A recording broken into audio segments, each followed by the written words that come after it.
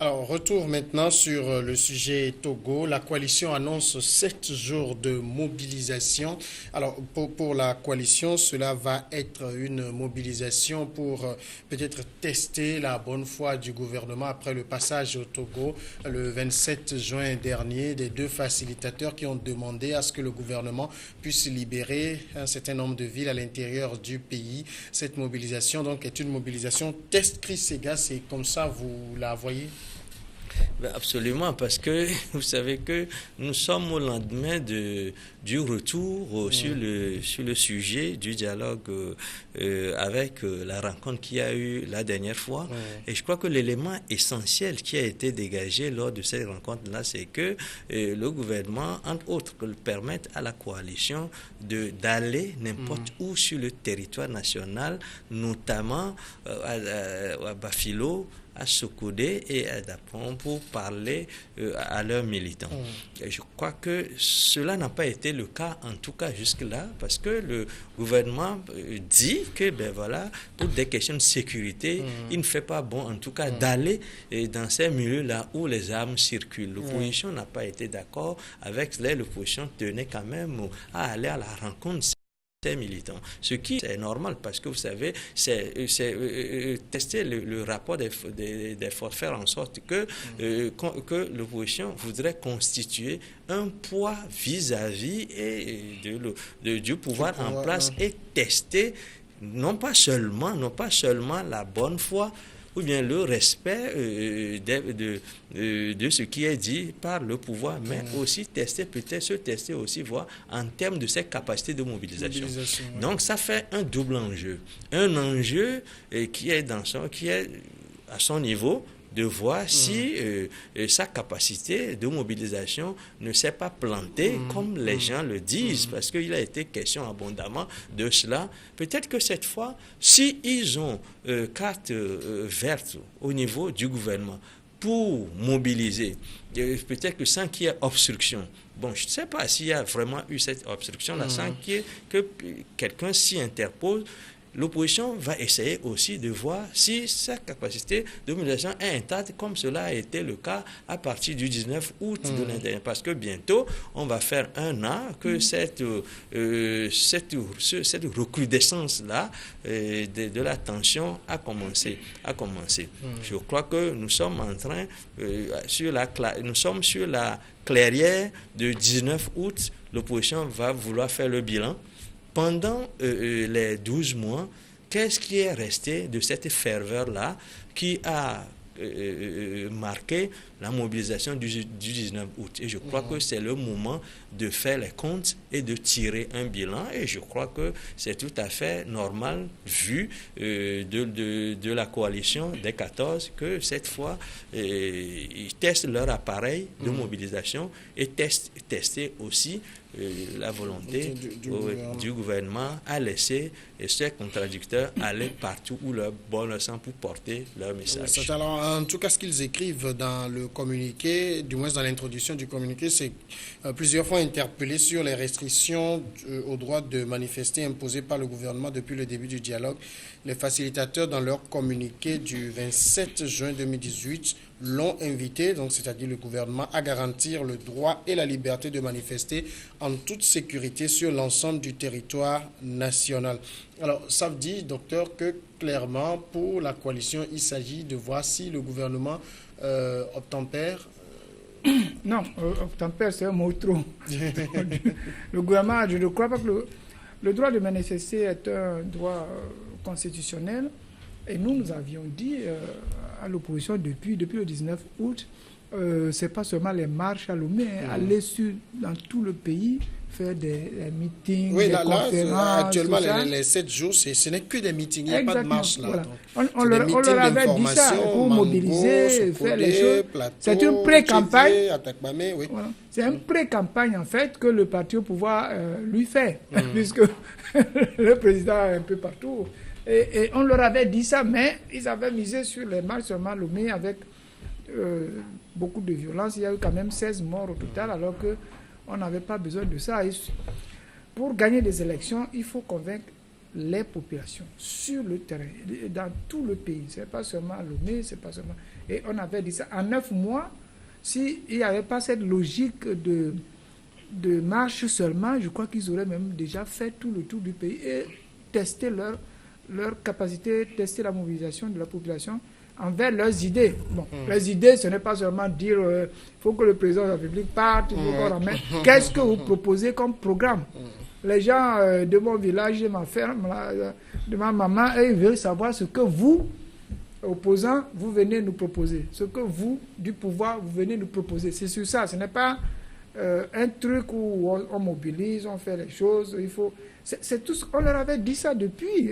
Bon, on ne nous a pas écoutés. Maintenant que les élections quand même approchent et que la CEDEAO va venir la fois prochaine, ils ont dit on ne peut pas éternellement rester sans élections. Donc je ne sais pas quand ça va avoir lieu, mais le temps presse. Parce que les élections, si vous allez seulement à la veille des élections dans les préfectures, ça n'a jamais marché. Voilà. Alors, c'est donc clairement ces meetings-là qui sont décidés dans ces 5 principales villes du pays. C'est une pré-campagne. C'est une pré-campagne, c'est gars. Pré-campagne, campagne de quelle élection? Je crois que... Législative, il y a les locales qui s'annoncent. Non, je crois que l'opposition a besoin d'aller à la rencontre de ces militants qui, il faut le dire, quand même, ont été très éprouvés ces derniers temps. Et je crois qu'ils sont malins. Et les leaders de l'opposition de commencer par les meetings, parce que vous n'êtes pas sans savoir que les dernières marches auxquelles elle avait appelé, ces militants n'ont pas tellement pris. Et ils disent que c'est parce que les points de départ ont été occupés par les forces de l'ordre, etc. Maintenant, si le chemin est dégagé, en principe, on aurait pu encore convoquer d'autres marches. Mais je crois que tirant leçon de ce qui s'est passé comme tergiversation des militants à se porter dans la rue et dans les mois qui ont précédé, l'opposition a voulu commencer par des meetings qui sont comme des spots, et tout simplement, on rassemble des gens. Maintenant, ce n'est pas la meilleure façon de tester leur capacité de mobilisation parce qu'il s'agit de rassembler les gens dans un endroit clos et pour leur parler. C'est des meetings. Les meetings, cela voudrait dire qu'on ne marche pas. Les gens viennent d'ici, d'autres, de tel ou tel côté pour venir se rassembler. Mais l'opposition a besoin de se rassurer, elle aussi. Et l'opposition a besoin aussi de tester, comme je l'ai dit tantôt, la compréhension que le gouvernement a des dernières injonctions, enfin des derniers conseils que la délégation de la CEDEAO leur a donné. Je crois que ce qui est plutôt en jeu, comme je l'ai dit tantôt, c'est 2 choses principalement. Tester sa capacité de mobilisation, faire en sorte que le contact soit renoué avec les militants, les rassurer et en même temps voir si le gouvernement est prêt à jouer le jeu. Alors, quand on lit quand même les objectifs pour lesquels la coalition appelle à manifester, à faire les meetings, c'est retour à la Constitution de 92 dans sa version originelle, réforme institutionnelle, révision du cadre électoral, y compris le droit de vote des Togolais de la diaspora, libération des manifestants arrêtés dans l'exercice de leurs droits.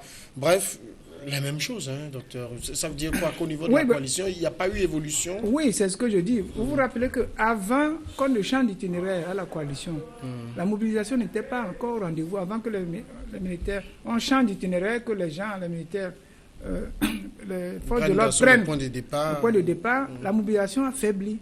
Pourquoi? Parce qu'on ramène toujours les mêmes, ce que j'appellerais chansons, retour à la Constitution de 1992.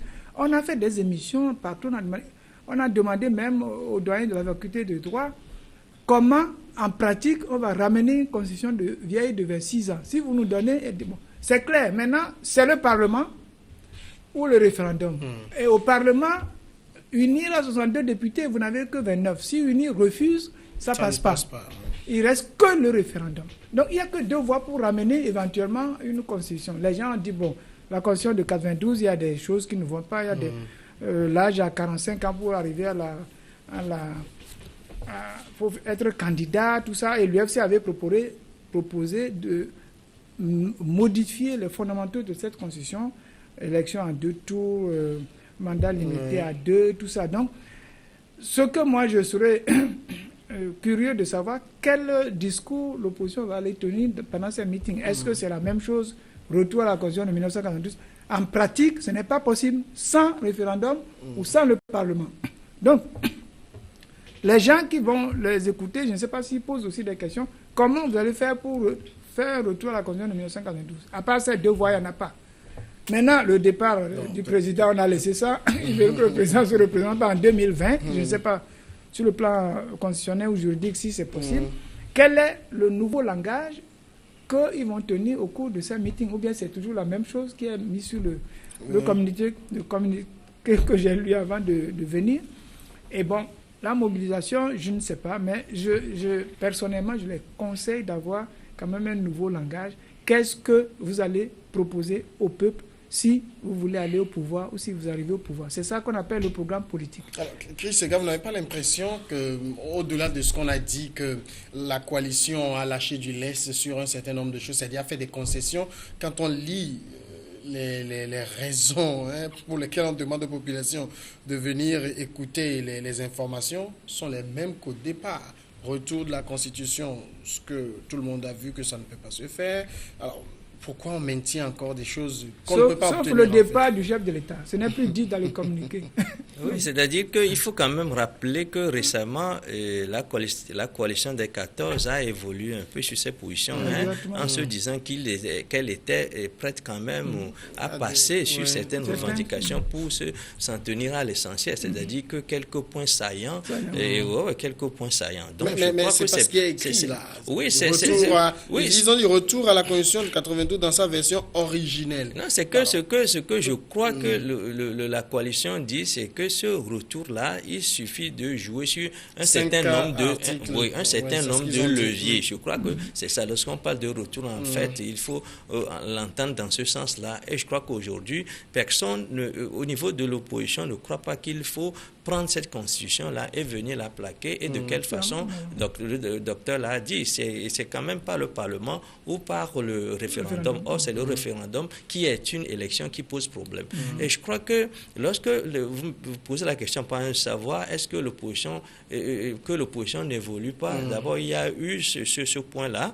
Et par contre, en dehors de ça, je ne suis pas sûr que l'opposition puisse évoluer en ce sens que c'est comme vous pouvez vous demander quelque chose qu'on ne vous donne pas. Et tant qu'on ne vous donne pas ça, vous continuez de demander la même chose. Et puis nous allons voir aussi de l'autre côté qu'est-ce qui a changé.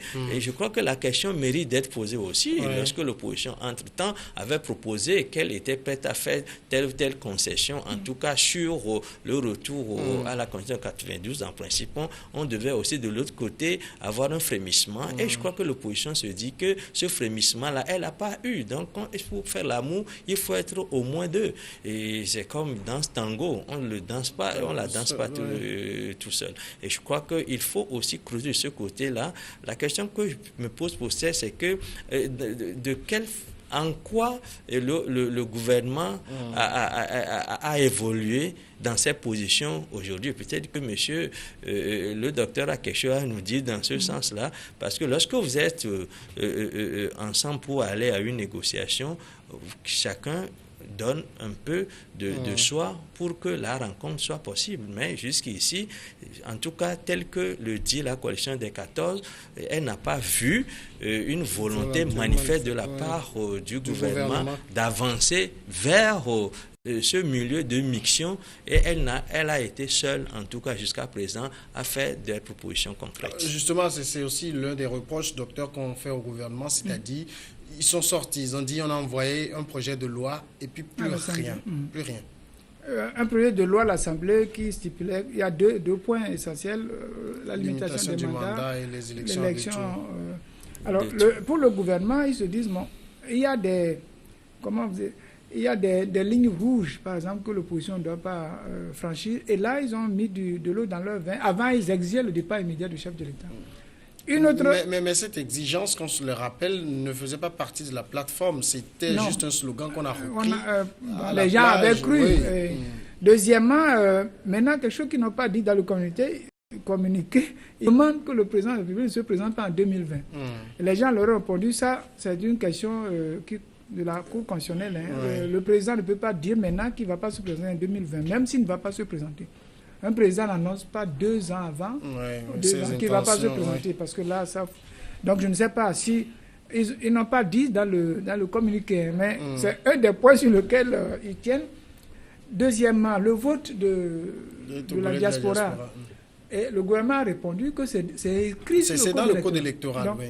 Je ne sais pas par quel mécanisme. Il y a qu'à activer un certain nombre de mécanismes. Comment il faut activer un certain nombre de mécanismes pour que ça soit effectif. Et il y a, pour la Cour constitutionnelle, par exemple, les conditions de la nomination des membres de la Cour constitutionnelle sont dans la Constitution. Pour pouvoir changer la composition de la Cour constitutionnelle, il faut changer toute la Constitution d'abord. Parce qu'il faut voter, le président nomme tant, le président du Sénat nomme tant, mais le Sénat n'étant pas là, c'est l'Assemblée qui vote. Tout ça, c'est des tests vraiment. S'il faut changer même la composition de la Cour constitutionnelle, il faudrait rechanger complètement la Constitution. C'est là où il y a la difficulté avec les choses. Donc, on peut avoir facilement le vote de la diaspora, ça, ce n'est pas... C'est déjà dans le code électoral. C'est dans le code électoral. La composition de la Cour constitutionnelle, ça va être difficile pour le changer parce que le président est élu pour le président de la Cour constitutionnelle est nommé pour un certain nombre d'années. Et il faudrait changer alors toute la Constitution. Et c'est là la difficulté de l'exercice. Mais le pouvoir, vous n'avez pas répondu à ma question, n'a rien proposé en fait. Mais oui, justement, le pouvoir n'a rien proposé officiellement. C'est officieusement qu'on entend. Le pouvoir aussi rester braqué sur sa position. C'est-à-dire que Faure ne partira pas, ça c'est éliminé. Faure va se représenter en 2020, ça, ils y tiennent comme du fait. Je ne sais pas. Ils disent, la Cour constitutionnelle dira si Faure peut se représenter ou pas. Est-ce que la Cour pourra-t-elle dire autre chose? Bon, si elle n'est pas remaniée, autre chose. Le vote de la diaspora, le gouvernement n'est pas contre. On est contre. Qu'est-ce qu'il y a encore comme chose? Mais au moins que le gouvernement fasse aussi ses propositions, comme par exemple d'autres partis ont fait. Voici nos propositions d'amendement de la Constitution. Si les deux sont d'accord qu'on doit amender la Constitution... Sur les 2 points, au moins que le gouvernement a dit. Oui, le mandat, limitation et puis mode de scrutin, ça ne règle pas tous les problèmes. Ça fait 3 choses. Vote de la diaspora, limitation des mandats, bulletin de tout. Ce qui... Il ne faut pas nous voiler la face. Ce qui retient l'attention de tout le monde, c'est la rétroactivité ou pas. Oui, avec la c'est ça qui coince. Les gens ne disent pas ça. Mais au niveau du pouvoir, c'est clair. Ils ont dit, non, les révisions constitutionnelles, c'est fait pour le futur. Pour le futur. Donc, c'est là où il y a blocage quand même à ce niveau. Alors, on est dans le blocage.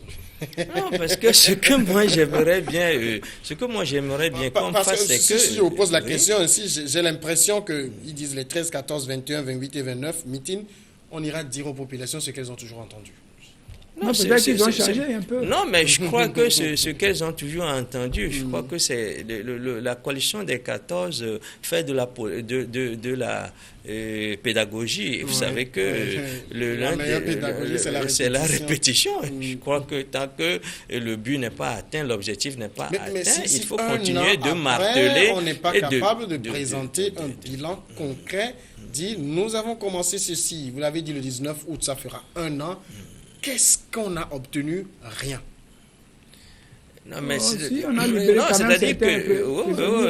la coalition dit parce que même ici, il y a encore la libération des manifestants arrêtés dans l'exercice de leurs droits constitutionnels. Donc, ça n'a en fait rien. Non, c'est-à-dire que la dernière fois, c'est que vous savez que ces arrestations-là sont intervenues après même les massacres. Oui, ça voudrait dire qu'en principe, ce n'est pas l'objet essentiel des revendications, de l'opposition. Cela est venu se greffer là-dessus. Ce n'est pas pour ça que l'opposition manifestait au départ. Donc, on ira le dire parce qu'entre-temps, il est intervenu ces arrestations-là. Il voudrait bien que ces gens-là soient libérés. C'est-à-dire, j'essaie de faire une lecture de la situation. Ce que moi, je voudrais bien qu'on fasse du côté du gouvernement, c'est que nous avons aujourd'hui une plateforme de revendication claire de l'opposition. Il faut que le gouvernement joue le jeu en proposant aussi sa plateforme, ne serait-ce que faire revenir les amendements qu'il avait envoyé à l'Assemblée. Parce qu'aujourd'hui, on ne sait pas si le gouvernement tient toujours à ces points qu'il a envoyés à l'Assemblée ou bien s'il a évolué par rapport à ça. Je crois qu'il faut que nous ayons les matières sur lesquelles nous devons réfléchir, sur lesquelles nous devons éclairer l'opinion. Aujourd'hui, ce qui est disponible en ce qui me concerne, à mon avis, c'est que nous avons une plateforme de revendication de l'opposition et il faut que nous ayons en face aussi une réaction, ne serait-ce que de nous ramener ce qu'ils pensent de la chose ou bien sortir un communiqué pour dire que tel, c'est-à-dire que rafraîchir la mémoire du peuple, de l'opinion. Voilà. Je crois que c'est bien cela la politique, parce que moi je le dis, tantôt la politique est fonction de la communication. Lorsque vous sollicitez l'attention du peuple, mais vous ne communiquez pas avec le peuple, nous ne sommes pas en mesure de rentrer dans la tête des dirigeants pour savoir ce qu'ils pensent de bien, sans doute. Mais s'ils ne nous le disent pas, comment pourrons-nous savoir? Donc, en face de cette plateforme-là, il faut que nous ayons de la lisibilité dans les actes ou bien dans les réactions du gouvernement. Je crois que c'est le moins qu'ils doivent à l'opinion publique et à leurs militants.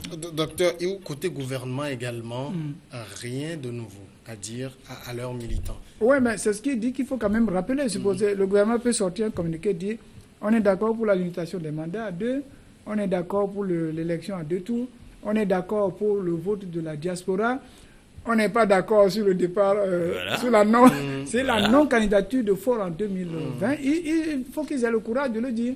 On n'est pas d'accord sur le départ immédiat du président. Ça, c'est exclu. Le président va se représenter en 2020 selon telle loi. Et puis, ça continue. Donc, il peut y avoir des trucs positifs, 3 trucs positifs: limitation des mandats, élection à 2 tours, vote de la diaspora. Mais sur 2 points, non. Il faut effectivement qu'il soit clair pour que l'opinion dise et on fera les discussions sur les points où ils ne s'entendent pas. Alors, finalement, on se retrouve quand même dans une situation où on est sur on revient au point de départ et sur la question même du référendum qui avait vraiment préoccupé le gouvernement à un moment donné. Silence radio là-bas aussi. De toute façon, pour aller au référendum, qui est une élection, il faut, selon ce que l'opposition dit, la coalition dit, régler les problèmes d'élection. Parce que généralement, c'est après les élections qu'il y a des problèmes.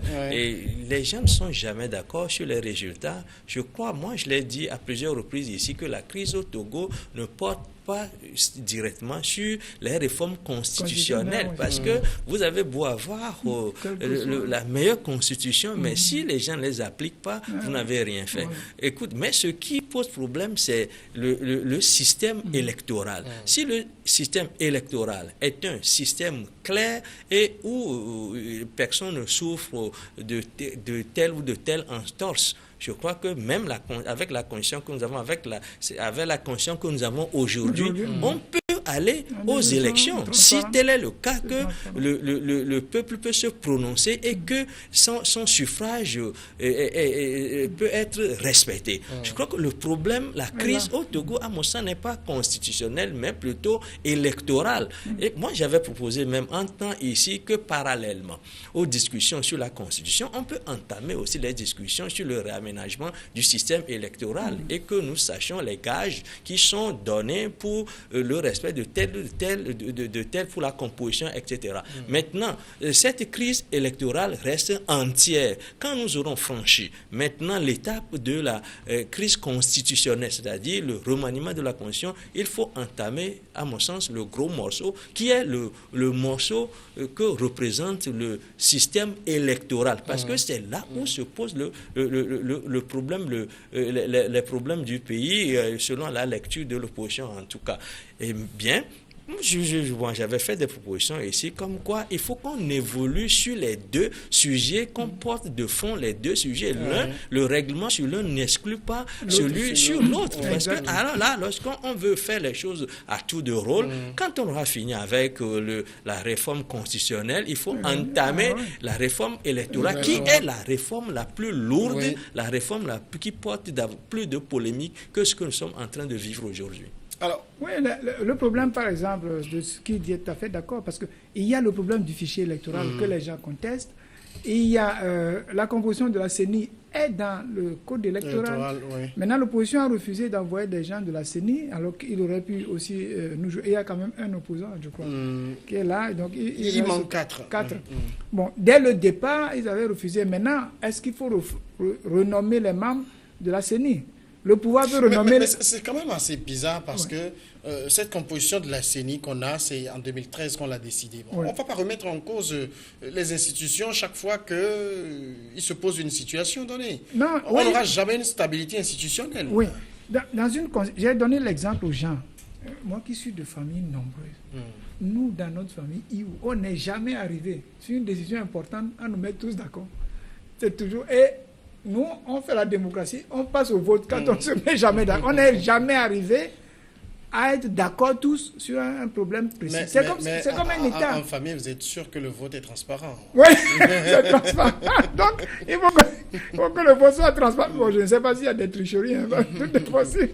Donc, il faut que les gens s'asseyent. Si les procédés de nomination des membres de la CENI, si la CENI était au travail depuis 2 ans, par exemple, ou depuis 1 an, ils peuvent dégager les choses. Maintenant, je ne sais pas.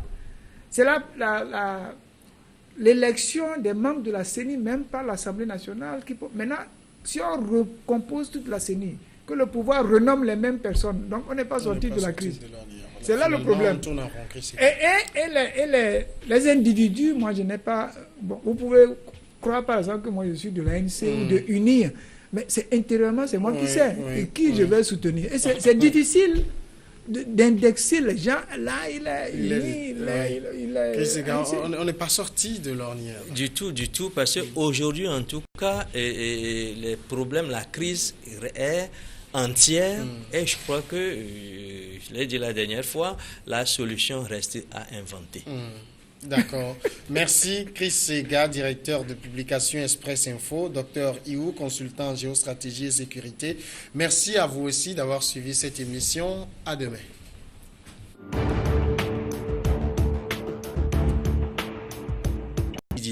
Nous